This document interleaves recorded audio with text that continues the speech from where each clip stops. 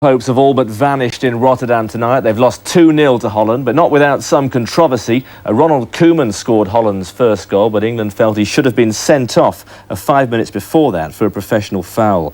Elsewhere, goals from Dean Saunders and Ian Rush helped Wales beat Cyprus. The Welsh are still on course for the finals, but there were defeats for Scotland, Northern Ireland and the Republic of Ireland, and that means that Jack Charlton's team could yet miss out. England then look almost certain to miss out on the finals for the first time since 1978. They knew they couldn't afford to lose to Holland in Rotterdam, but in the end they went down 2-0 to goals from Ronald Koeman and Dennis Bergkamp. A cauldron-like atmosphere on a night of raw nerves for England, who dare not lose in front of a hostile crowd. First of all, they had to put all today's troubles outside the ground behind them. But they looked determined to take on the Dutch, knowing they needed at least a draw to stay in this year's World Cup. They defended well to start with. The spirit was there. They kept the Dutch to long-range efforts early in the first half, Seaman making just one real save.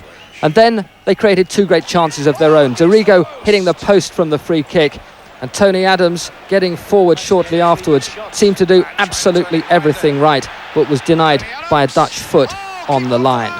But if England thought that the luck was against them in the first half, it wasn't, because Rijkaard seemed to have scored a perfectly good goal for Holland just before half-time.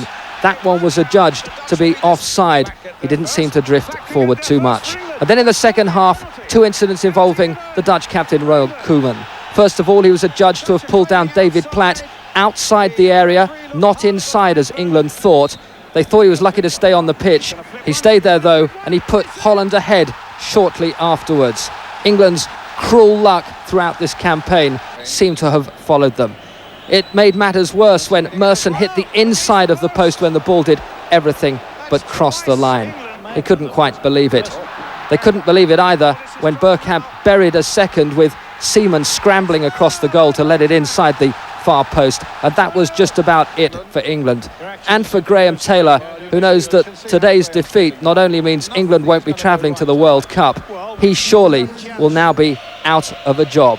And as for the country as a whole, it'll be a case of no trip to the United States next summer. Mark Saggers, Sky News.